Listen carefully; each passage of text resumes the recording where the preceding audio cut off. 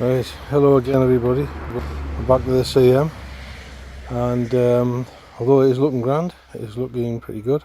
Still a bit left to do, and today I managed to get some more little bits and pieces through.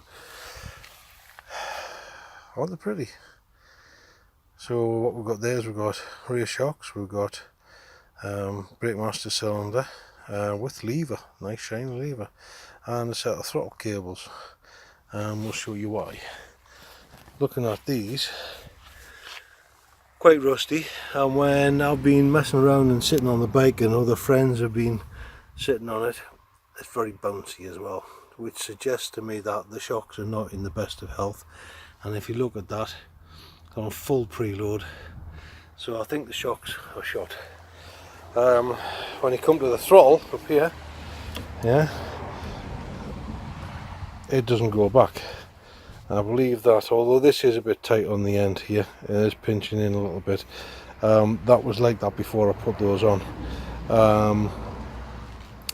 I think from day one the throttle cables have been a bit tight. There's another thing to see on that, but whilst I'm over here, you can see the angle this is sitting at. It's designed for the custom bars, which actually up here somewhere, and they're at a slope, so that's right for that. But also, it's not in the best of health. That needs to come off. It's scabby as well. That one there cost us 15 quid. It was brand new, and it'll do the job perfectly. Nice and level, so it'll work well with these bars. So that's going on. It's a simple, easy replacement. I've got a braided hose coming as well, which will link that up nicely with the front caliper. And as you can see here, the existing hose is far too long. And here's the thing about those throttle cables, that is the excess on the throttle cables sticking right out there. So those ones that I bought are off a CB, which means they should just come straight up, a lot shorter, and do the job nicely. So it'll solve the problem of the sticky throttle, and it'll also take care of all of this excess and make it look a lot tidier, because at the minute these sticking out all over the place are just looking absolutely stupid. The speedo drive is the next thing. I've just realised that I need to have a look at that, and probably also the drive for the e-brain switched on, the drive for the tacho, the rev counter. So yeah, I'm going to have a look at those and see about getting shorter versions of those, which will tidy things up a bit more. So yeah, that's the project today. Get some of these bits off, swapped over, see if it runs a bit better, performs a bit better, and if it looks a bit better. And so we'll do a little video once they're done. If I hit any problems along the way, I maybe cover that, just to give you some info on them. But back to it, see how we'll go. Bye for now. So a quick catch up. You see what the shocks on there. They actually worked out to be pretty much the same length. I've got to adjust the preload once I get it running properly. But they do look really nice, and they blend so nicely with them exhausts and the rear mud guard when that's fitted. Really pleased with that. I'm glad I did it. They weren't very expensive off eBay.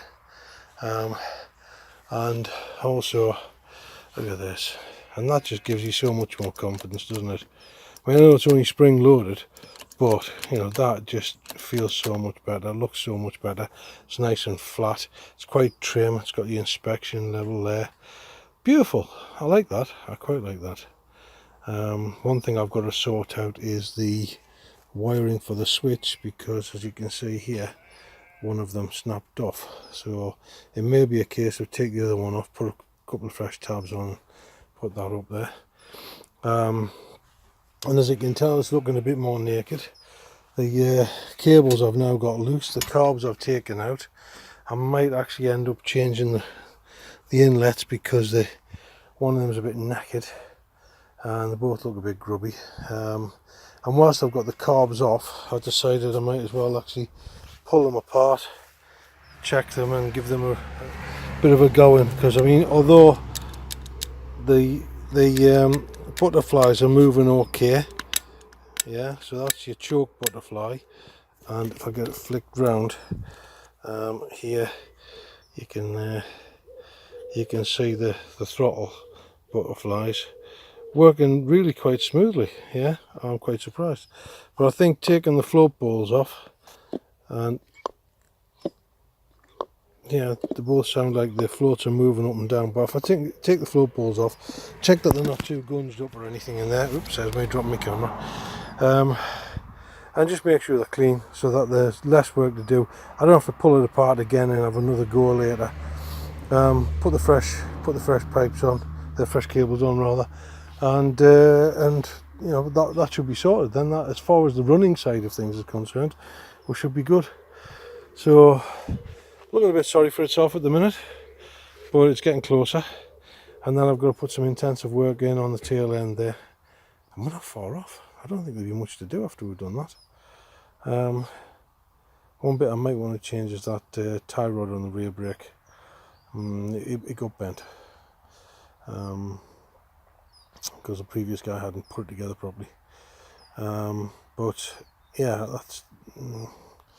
I'm in two minds. I don't know. We'll see. I'll probably end up doing it anyhow. So yeah, we'll get that done, and I might even get run up. Tank to repair and paint. But other than that, we're looking pretty good. So another month maybe. Do a bit of intensive time, could be a bit sooner, who knows.